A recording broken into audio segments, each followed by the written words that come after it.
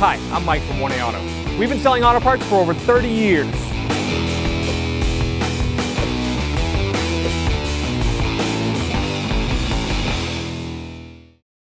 Open the hood, we have to pull the release inside the car. It's just inside,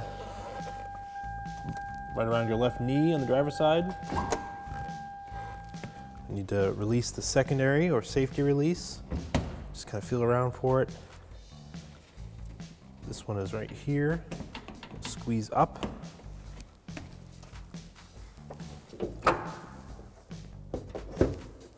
Change the air filter.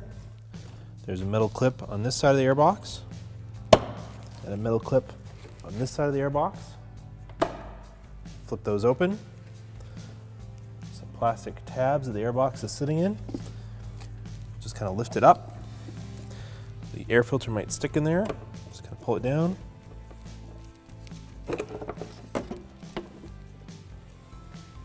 This is our old one. This is our brand new one from 1A Auto.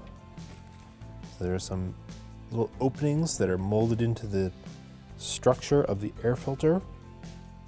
And those are going to fit with these little rectangles of plastic here on the airbox.